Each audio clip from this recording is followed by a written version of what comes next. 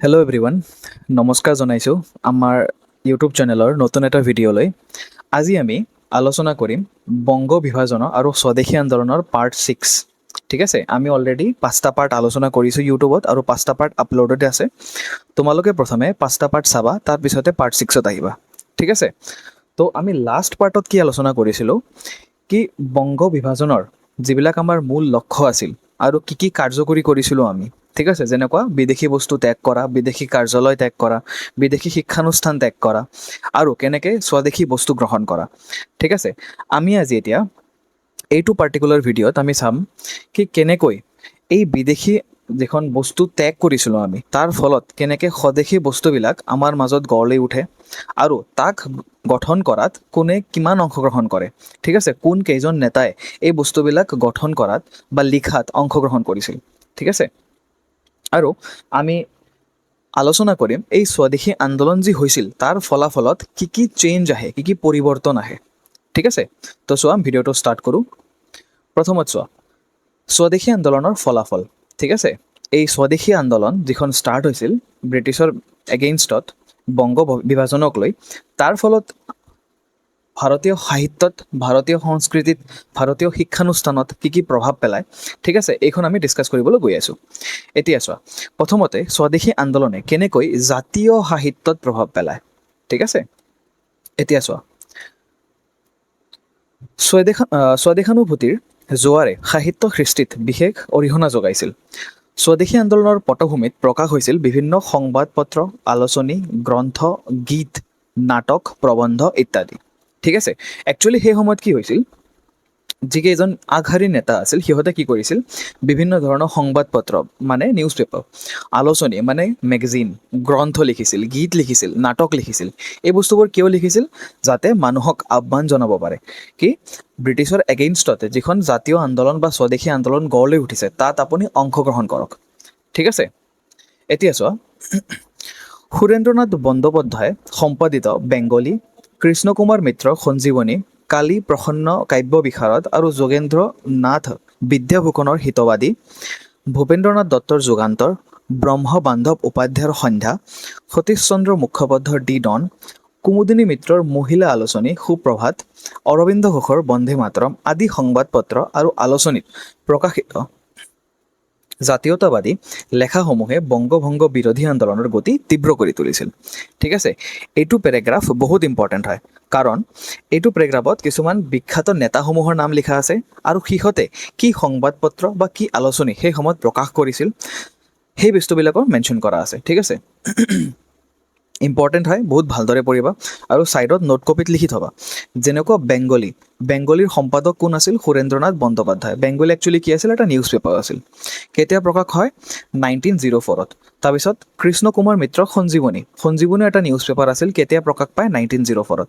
তাৰপিছত হিতবাদী কোনে প্ৰকাশ কৰিছিল, যুগান্তৰ কোনে প্ৰকাশ কৰিছিল, সন্ধ্যা, আৰু ইম্পৰ্টেণ্ট কোনটো হয় এইটো কুমুদিনী মিত্ৰৰ মহিলা আলোচনী সুপ্ৰভাত।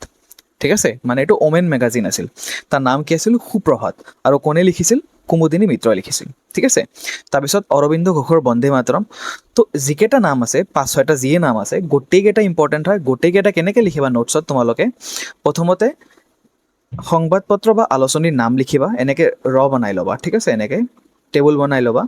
ইয়াত লিখিবা যিমান কেইখন আলোচনী বা সংবাদ পত্ৰ আছে, ইয়াত কোনে সম্পাদক আছিল বা কোনে সম্পাদিত কৰিছিল, আৰু ইয়াৰ ছাইডত ইয়াৰ কেইটা মনত ৰাখিবা, যেনেকুৱা 1904। 1904ত এই দুটা হৈছিল, 1905ত এইটো হৈছিল, বন্দে মাতৰম হৈছিল, 1906ত এই তিনিটা হৈছিল। এনেকৈ চিৰিয়েল ৱাইজ তুমি লিখি থবা।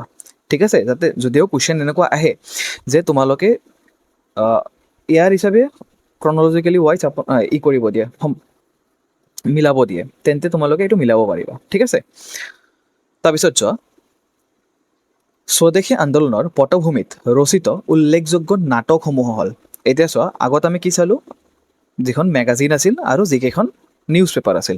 এতিয়া আমি চাম নাটক। ঠিক আছে, ক্ষীৰোদ প্ৰসাদৰ পলাশীৰ প্ৰায়শ্চিষ্ট, গিৰীশ ঘোষৰ চিৰাজউদ্দৌলা আৰু মীৰ কাছিম, অমৃতলাল বসুৰ চাব্বাছ বাঙালী, অমৰেন্দ্ৰনাথ দত্তৰ বংগৰ অংগচ্ছেদ। ঠিক আছে, এইকেইটা নাটক বহুত ইম্পৰ্টেণ্ট হয়। ডাইৰেক্টলি কুৱেশ্যন আহিব যে মীৰ কাছিম কোনে লিখিছিল বা বংগৰ অংগচ্ছেদ কোনে লিখিছিল, পলাশীৰ প্ৰায়শ্চিত্ত কোনে লিখিছিল, ঠিক আছে, নামকেইটা মেনশ্যন কৰি দিব, তোমাক টিক মাৰ্ক কৰিব লাগিব। তো এইকেইটা বহুত বেছি ইম্পৰ্টেণ্ট হয়, লিখি থ'বা। একেদৰে স্বদেশী আন্দোলনৰ পটভূমিত ৰচিত বিখ্যাত গ্ৰন্থ কেইখন আছিল, কি আছিল চোৱা। স্বৰ্ণকুমাৰী দেৱীৰ জাপানী বীৰ, প্ৰমথ নাথ ৰায় চৌধুৰীৰ জয় সংগীত, কাৰ্তিক চন্দ্ৰ দাসগুপ্তৰ নব্য ভাৰত, ৰামেন্দ্ৰ সুন্দৰ ত্ৰিপাঠীৰ বংগলক্ষ্মীৰ ব্ৰতকথা। ঠিক আছে, এইকেইখন গ্ৰন্থ তেতিয়া প্ৰকাশ পাইছিল আৰু ডাইৰেক্টলি এনেকুৱা কুৱেশ্যন আহিব যে বংগলক্ষ্মীৰ ব্ৰতকথা কোনে লিখিছিল, এই গ্ৰন্থখনৰ ৰচক কোন, ডাইৰেক্টলি এনেকৈ কুৱেশ্যন আহিব। ঠিক আছে, তো গোটেইকেইটা নামেই ইম্পৰ্টেণ্ট হয়, তোমালোকে ছাইডত লিখি ল'বা, গ্ৰন্থকেইখনৰ নাম লিখিবা, তাৰ ছাইডত লিখি থ'বা যে গ্ৰন্থখনৰ ৰচক কোন আছিল। ঠিক আছে, তাৰপিছত চোৱা, স্বদেশী আন্দোলনক কেন্দ্ৰ কৰি কবিগুৰু ৰবীন্দ্ৰনাথ ঠাকুৰে ৰচনা কৰা 23টি গীত ভাৰতীয় সংস্কৃতিৰ সম্পদ হৈ থাকিব। ঠিক আছে, এতিয়া চোৱা, কবিগুৰু ৰবীন্দ্ৰনাথ ঠাকুৰক সেই সময়ত 23টি গীত লিখিছিল, যাতে ভাৰতৰ মানুহক আহ্বান জনাইছিল, আপুনি এই বংগ ভংগৰ যিখন ব্ৰিটিছৰ এগেইনষ্টত আমি জাতীয় আন্দোলন ষ্টাৰ্ট কৰিছোঁ, তাত আপোনালোকে অংশগ্ৰহণ কৰক, যাতে মানুহৰ মনত এই জাতীয়তাবাদ ভাৱটো গঢ়ি উঠে। ঠিক আছে, তাৰে ভিতৰত ইম্পৰ্টেণ্ট কি আছিল, আমাৰ সোণাৰ বাংলা আমি তোমাকে ভালোবাসি, এইটো একচুৱেলি বাংলাদেশৰ যিটো নেশ্যনেল এন্থেম হয়। ঠিক আছে, তো এইটো কোনে লিখিছিল, কবিগুৰু ৰবীন্দ্ৰনাথ ঠাকুৰে লিখিছিল। ঠিক আছে, ইয়াত লিখাও আছে পৰৱৰ্তী সময়ত স্বাধীন বাংলাদেশৰ ৰাষ্ট্ৰীয় সংগীতৰ মৰ্যাদা লাভ কৰিছিল।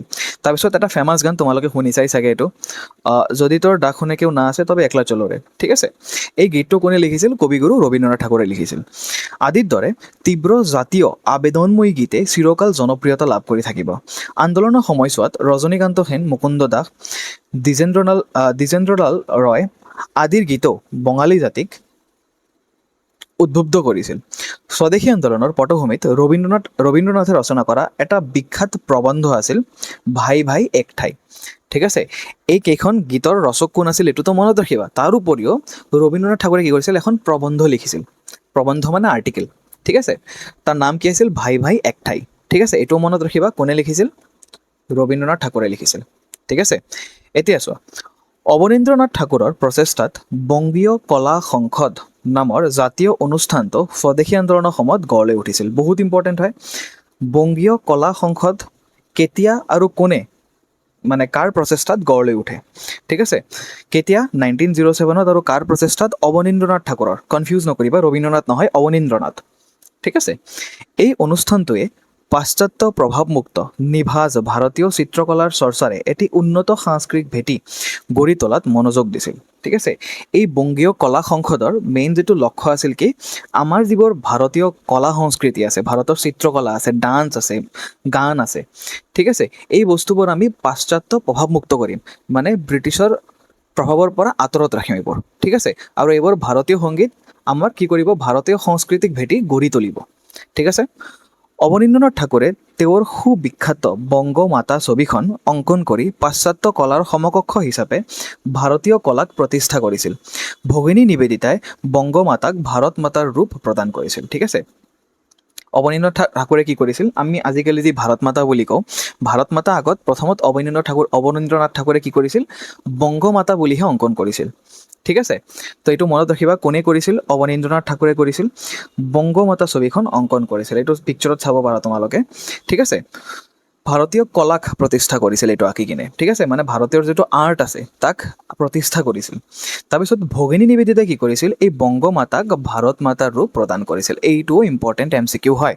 প্ৰথমত বংগ মাতা ছবিখন কোনে আঁকিছিল, অৱনীন্দ্ৰনাথ ঠাকুৰে, তাৰপিছত বংগ মাতাক কোনে ভাৰত মাতাৰ ৰূপ প্ৰদান কৰিছিল, ভগিনী নিবেদিতাই। ঠিক আছে, এতিয়া চোৱা, জাতীয় শিক্ষা কেনেকৈ স্বদেশী আন্দোলনে জাতীয় শিক্ষাত প্ৰভাৱ পেলায়। আমি অলৰেডি কি জানো আমি, যে বংগ বিভাজনৰ ফলত বিভিন্ন স্কুলৰ পৰা, বিভিন্ন কলেজৰ পৰা, যিবোৰ একচুৱেলি কি আছিল, ব্ৰিটিছৰ কলেজ আছিল, ব্ৰিটিছৰ স্কুল আছিল, ব্ৰিটিছৰ কলেজ আছিল, সিহঁতৰ পৰা কি কৰিছিল, ছাত্ৰসকলে ত্যাগ কৰিছিল, আৰু ছাত্ৰসকলে এই বংগ বিৰোধী আন্দোলনত অংশগ্ৰহণ কৰিছিল। ঠিক আছে, তো এতিয়া লিডাৰসকলে ভাবে যে ছাত্ৰসকলে যদি পঢ়া শুনা বাদ দিয়ে তেন্তে আমাৰ দেশৰ উন্নতি কেনেকৈ হ'ব। তো সিহঁতে লিডাৰবিলাকে কি কৰিছিল, জাতীয় শিক্ষানুষ্ঠান গঢ়ি তুলিছিল। ঠিক আছে, আৰু তাৰে কিছুমান ইম্পৰ্টেণ্ট নাম দিয়া থাকিব, চাবা এতিয়া। স্বদেশী আন্দোলন কেৱল বিদেশী পণ্য বৰ্জনৰ মাজতে সীমাবদ্ধ কৰা নাছিল, বংগদেশৰ প্ৰচলিত শিক্ষা ব্যৱস্থাটোৰ ওপৰতো ইয়াৰ প্ৰভাৱ পেলাইছিল। কাৰণ কি কৰিছিল, সেই সময়ত বিভিন্ন ছাত্ৰই কি কৰিছিল, ব্ৰিটিছৰ দ্বাৰা চালিত বিভিন্ন শিক্ষানুষ্ঠান ত্যাগ কৰিছিল আৰু আন্দোলনত অংশগ্ৰহণ কৰিছিল। ছাত্ৰসকলৰ মাজত দেখা দিয়া আন্দোলনৰ প্ৰৱণতাৰ প্ৰতি লক্ষ্য ৰাখি বংগ প্ৰদেশ চৰকাৰৰ মুখ্য সচিব R.W. কাৰ্লাইলে এখন জাননী জাৰি কৰি 10 অক্টোবৰ 1905 ছাত্ৰসকলক আন্দোলনত ভাগ নল'বলৈ সকীয়াই দিছিল। ঠিক আছে, সেই সময়ত কি কৰিছিল, যেতিয়া এই বংগ বিৰোধী আন্দোলনখন বিভিন্ন ঠাইত বিয়পি পৰিছিল, তেতিয়া বংগ প্ৰদেশৰ যিখন চৰকাৰ আছিল তাৰ যিখন মুখ্য সচিব আছিল, ঠিক আছে, নাম আছিল কাৰ্লাইলে। ঠিক আছে, তি কি কৰিছিল, এখন জাননী নটিচ জাৰি কৰিছিল। কি কৰিছিল আৰু ছাত্ৰসকলক কৈছিল যে যিসকলে স্কুলত বা কলেজত পঢ়া সেইসকলে কি কৰিবা, আন্দোলনত অংশগ্ৰহণ নকৰিবা। এই জাননীৰ বিৰুদ্ধে সমগ্ৰ বংগদেশত প্ৰতিবাদৰ জোৱাৰ উঠিছিল। হ'বই, কাৰণ আপুনি কেনেকৈ ৰখাব পাৰিব ছাত্ৰসকলক অংশগ্ৰহণ কৰিবই। ছাত্ৰসকলে এই জাননীৰ বিৰুদ্ধে প্ৰতিবাদ কৰি শ্ৰেণী কোঠা ত্যাগ কৰিছিল। ছাত্ৰসকলে উল্টা কাম কৰিছিল, সিহঁতে অংশগ্ৰহণ নকৰিবলৈ সকীয়াই দিছিল, কিন্তু ছাত্ৰসকলে কি কৰিছিল, শ্ৰেণী কোঠা ত্যাগ কৰি আন্দোলনত অংশগ্ৰহণ কৰিছিল। ৰবীন্দ্ৰনাথ ঠাকুৰৰ সভাপতিত্বত কলিকতাত পটলডাঙ্গাৰ মাল্লিকবাৰীত অনুষ্ঠিত বিশাল জনসভাত 4 নৱেম্বৰ 1905 এণ্টি চাৰ্কুলাৰ ছ'চাইটি গঠন কৰি চৰকাৰৰ আদেশ অমান্য কৰাৰ সিদ্ধান্ত গ্ৰহণ কৰিছিল। বহুত ইম্পৰ্টেণ্ট হয় এইটো, ঠিক আছে। ৰবীন্দ্ৰনাথ ঠাকুৰ সভাপতিত্ব কৰিছিল, মানে এই এণ্টি চাৰ্কুলাৰ ছ'চাইটি যিখন গঠন হৈছিল 4 নৱেম্বৰ 1905 তাৰ সভাপতি কোন আছিল, ৰবীন্দ্ৰনাথ ঠাকুৰ আছিল। আৰু এই অনুষ্ঠানটোত কি সিদ্ধান্ত গ্ৰহণ কৰা হয়, কি চৰকাৰে যিকেইখন আদেশ দিব সেইকেইখন আমি কি কৰিম, অমান্য কৰিম। ঠিক আছে, এয়া আছিল চৰকাৰৰ নিৰ্দেশ অমান্য কৰাৰ প্ৰথমটো ঘটনা, সেইকাৰণে এইটো ইম্পৰ্টেণ্ট হয়। ঠিক আছে, কুৱেশ্যনত এনেকৈ ডাইৰেক্টলি আহিব যে ব্ৰিটিছ চৰকাৰৰ আদেশ অমান্য কৰাৰ প্ৰথমটো ঘটনা কেতিয়া হৈছিল, কাৰ সভাপতিত্বত হৈছিল। ঠিক আছে, তো এইখন মনত ৰাখিবা, ৰবীন্দ্ৰনাথ ঠাকুৰৰ সভাপতিত্বত এণ্টি চাৰ্কুলাৰ ছ'চাইটি বুলি এখন গঠন কৰা হৈছিল 1905 আৰু সেইটোৱে আছিল প্ৰথমটো ঘটনা। ঠিক আছে, তাৰপিছত চোৱা, বিপিন চন্দ্ৰ পাল, ৰবীন্দ্ৰনাথ ঠাকুৰ, আব্দুল ৰছুলৰ প্ৰমুখ নেতাসকলে ছাত্ৰ সমাজক চৰকাৰী শিক্ষানুষ্ঠান ত্যাগ কৰিবলৈ আহ্বান জনাইছিল। একে সময়তে ফটিক চন্দ্ৰ মুখোপাধ্যায়ৰ সম্পাদিত ডি ডন পত্ৰিকাই কলিকতা বিশ্ববিদ্যালয়ক গোলামখানা হিচাপে অভিহিত কৰি ছাত্ৰসকলক সেই গোলামখানা ত্যাগ কৰিবলৈ অনুৰোধ জনাইছিল। ঠিক আছে, যিমান কেইজন বিখ্যাত নেতাসকলে আছিল সিহঁতে জানিছিল যে ছাত্ৰসকলে অংশগ্ৰহণ নকৰিলে এই আন্দোলনটো আধৰুৱা হৈ থাকিব। সেইকাৰণে কি কৰিছিল, যিমান কেইজন প্ৰমুখ লিডাৰ আছিল সিহঁতে ছাত্ৰসকলক চৰকাৰী শিক্ষানুষ্ঠান ত্যাগ কৰি এই আন্দোলনত অংশগ্ৰহণ কৰিবলৈ আহ্বান জনাইছিল। ঠিক আছে, আৰু এইটো ইম্পৰ্টেণ্ট হয়, দি ডন পত্ৰিকাৰ সম্পাদক কোনে আছিল, ফটিক চন্দ্ৰ মুখোপাধ্যায়। ঠিক আছে, এই ফটিক চন্দ্ৰ মুখোপাধ্যায় যিখন সম্পাদক কৰিছিল দি ডনত, তেওঁ লিখিছিল যে কলিকতা বিশ্ববিদ্যালয় যিখন আছে সেইখন এখন গোলামখানা হয়। ঠিক আছে, ব্ৰিটিছৰ গোলামখানা হয়, সেইবাবে ছাত্ৰসকলে সেইটো বিশ্ববিদ্যালয় ত্যাগ কৰিবলৈ আহ্বান জনাইছিল। ঠিক আছে, সতীশ চন্দ্ৰ মুখোপাধ্যায় ৰবীন্দ্ৰনাথ ঠাকুৰ আৰু চাৰুদাস বন্দ্যোপাধ্যায়ৰ সহযোগত ডন ছ'চাইটি নামৰ এটা জাতীয় অনুষ্ঠান গঢ় দি ছাত্ৰ মহলৰ মাজত দেশাত্মবোধ জাগ্ৰত কৰাৰ ব্ৰতী হৈছিল। বহুত ইম্পৰ্টেণ্ট, ডন ছ'চাইটি কোনে কৰিছিল, কোনে গঠন কৰিছিল, তিনিটা নাম মনত ৰাখিবা, সতীন্দ্ৰ চন্দ্ৰ মুখোপাধ্যায়, ৰবীন্দ্ৰনাথ ঠাকুৰ আৰু চাৰুদাস বন্দ্যোপাধ্যায়। ঠিক আছে, এই ছ'চাইটিয়ে কাৰ্জনৰ বিশ্ববিদ্যালয় আইন কাৰ্লাইলৰ জাননীৰ সম্পূৰ্ণ বিৰুদ্ধাচৰণ কৰি জাতীয় শিক্ষা সক্ৰিয় ৰূপত গঢ়ি তোলাৰ আন্দোলন আৰম্ভ কৰিছিল। একচুৱেলি সেই সময়ত লৰ্ড কাৰ্জন যি আছিল সি এটা আইন আনিছিল যাৰ নাম আছিল ইউনিভাৰ্চিটি এক্ট বা বিশ্ববিদ্যালয় আইন বুলি কোৱা হয়। একচুৱেলি সেই আইনত কি আছিল, যিকেইখন ভাৰতত ইউনিভাৰ্চিটি আছে গোটেইকেইখন ব্ৰিটিছৰ আণ্ডাৰত আহিব আৰু ব্ৰিটিছ চৰকাৰে গোটেইখিনি কণ্ট্ৰল কৰিব ইউনিভাৰ্চিটি। ঠিক আছে, তো এই আইনৰ বিৰুদ্ধাচৰণ কৰি আৰু কাৰ্লাইলে যি জাননীখন প্ৰকাশ কৰিছিল তাৰ বিৰুদ্ধাচৰণ কৰি এই ডন ছ'চাইটিখন গঠন কৰা হয়। ঠিক আছে, তাৰপিছত চোৱা, 5 আগষ্ট তাৰিখে 1905 ৰবীন্দ্ৰনাথ ঠাকুৰে কলিকতাৰ এখন জনসভাত জাতীয় শিক্ষা প্ৰয়োজনীয়তাৰ সম্পৰ্কে জ্ঞানগৰ্ভ বক্তৃতা দিছিল। এতিয়া চোৱা, ছাত্ৰসকলে যে বিদেশী শিক্ষানুষ্ঠান বা বিদেশী কলেজবোৰ বা বিদেশী ইউনিভাৰ্চিটিবোৰ ত্যাগ কৰিব, সিহঁতৰ কাৰণে কিবা এটা ব্যৱস্থা কৰিব লাগিব যাতে তেওঁলোকৰ যিখন শিক্ষা আছে এইটো কেতিয়াও ব্ৰেক নহয়। ঠিক আছে, এইটো যাতে কণ্টিনিউ থাকে। সেইকাৰণে কি কৰিছিল, ৰবীন্দ্ৰনাথ ঠাকুৰে এই জাতীয় শিক্ষাৰ প্ৰয়োজনীয়তাৰ ওপৰত বক্তৃতা দিছিল যে আমাক জাতীয় শিক্ষা লাগিব, আমি ব্ৰিটিছৰ শিক্ষা ত্যাগ কৰিম, আমাক জাতীয় শিক্ষানুষ্ঠান লাগিব। ঠিক আছে, পিছদিনা 6 আগষ্ট বিশাল জনসভাৰ উপস্থিতিত তেওঁ বংগ জাতীয় বিদ্যালয় নামৰ জাতীয় বিদ্যালয় শিক্ষানুষ্ঠানটো প্ৰতিষ্ঠা কৰে। সেইকাৰণে ৰবীন্দ্ৰনাথ ঠাকুৰে কি কৰে, এখন জাতীয় শিক্ষানুষ্ঠান গঠন কৰে। ঠিক আছে, ব্ৰিটিছৰ নহয়, জাতীয় নিজাববীয়াকৈ শিক্ষানুষ্ঠান গঠন কৰে। আৰু তাৰ নাম কি আছিল? বংগ জাতীয় বিদ্যালয়। কেতিয়া কৰে? 6 আগষ্ট 1905। গোটেইকেইটা ডেট ইম্পৰ্টেণ্ট হয়। ঠিক আছে, বংগ জাতীয় বিদ্যালয় কেতিয়া গঠন কৰা হয়, কোনে গঠন কৰে, মনত ৰাখিবা। 8 নৱেম্বৰ 1905 ৰংপুৰত দ্বিতীয়খন জাতীয় বিদ্যালয় স্থাপন কৰা হয়। তো 6 আগষ্টত যিখন স্থাপন কৰে ৰবীন্দ্ৰনাথ ঠাকুৰে, এইখন আছিল প্ৰথম, আৰু 8 নৱেম্বৰত দ্বিতীয়খন জাতীয় বিদ্যালয় স্থাপন কৰা হয়। চৰকাৰী বিদ্যালয় ত্যাগ কৰা ছাত্ৰৰ সংখ্যা ক্ৰমাৎ বৃদ্ধি পোৱাত বংগদেশৰ কেইবাখনো ঠাইত জাতীয় বিদ্যালয় গঢ় লৈ উঠিছিল।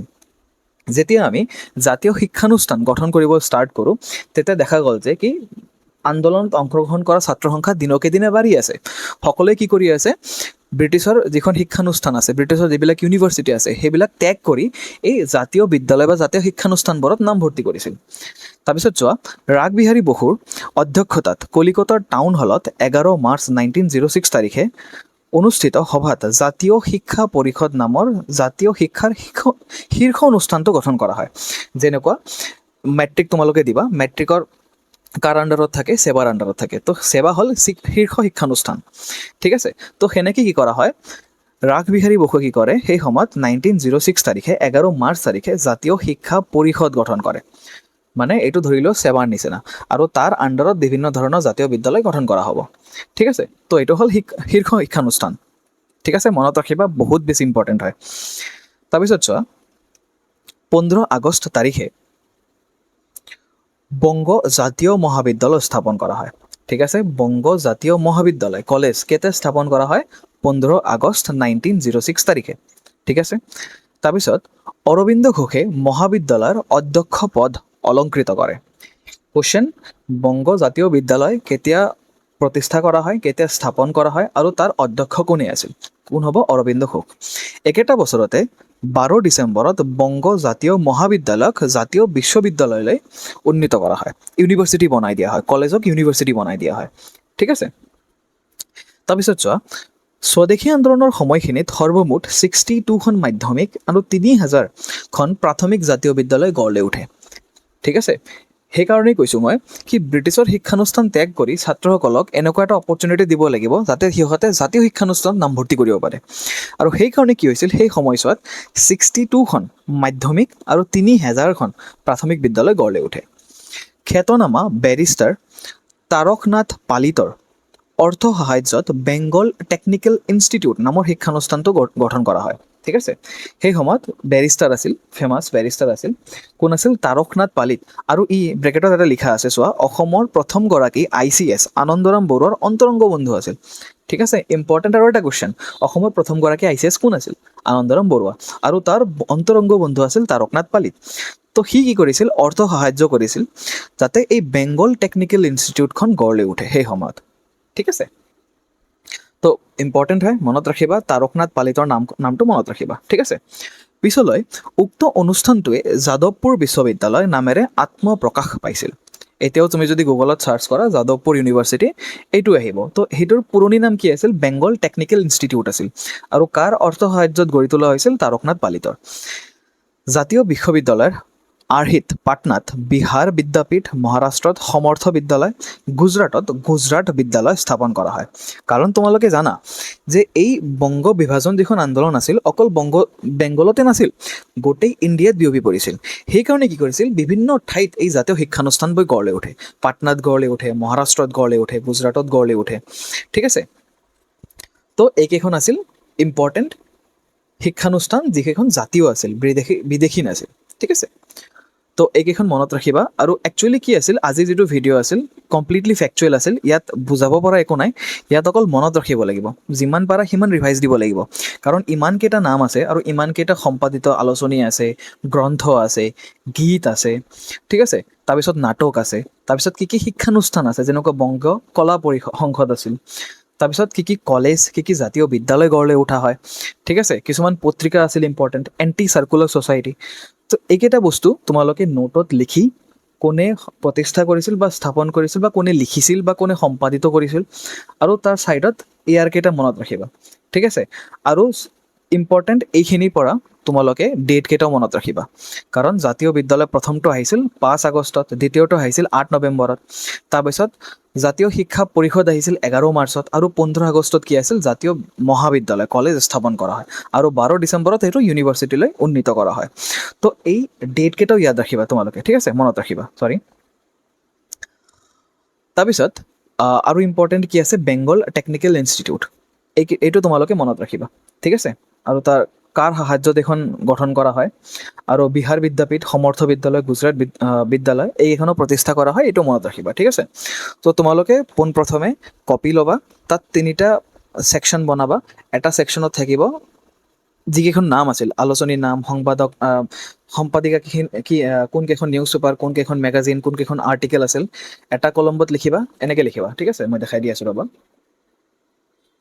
এক ছেকেণ্ড, মই দেখাই দি আছোঁ, ঠিক আছে। এনেকৈ টেবুল বনাবা, ঠিক আছে। প্ৰথমটো টেবুলত তোমালোকৰ নামকেইটা থাকিব, স্কুলৰ নাম, কলেজৰ নাম, বা আলোচনীৰ নাম, বা সম্পাদকৰ নাম, সম্পাদকটো নহয়, আলোচনীৰ নাম, মেগাজিনৰ নাম, নিউজ পেপাৰৰ নাম। ইয়াত মনত ৰাখিবা কোনে স্থাপন কৰিছিল বা কোনে প্ৰতিষ্ঠা কৰিছিল, লিডাৰকেইটাৰ নাম লিখিবা ইয়াত, ঠিক আছে। আৰু ইয়াত চনকেইটা মনত ৰাখিবা, চন বা ডেট, যিকেইটা ইম্পৰ্টেণ্ট ডেট আছে সেইকেইটা মনত ৰাখিবা, ঠিক আছে। এনেকৈ এটা টেবুল বনাই ৰেডি ৰাখিবা, যাতে তোমালোকে ৰিভাইজ দিব পাৰা, আৰু যিমান ৰিভাইজ দিবা সিমানে কি হ'ব, এই বস্তুবিলাকৰ নাম মনত থাকিব, ঠিক আছে। তো আজিৰ কাৰণে এইখিনিয়ে থাক, নেক্সট আমি পাৰ্ট 7ত লগ পাম, ঠিক আছে। Thank you very much.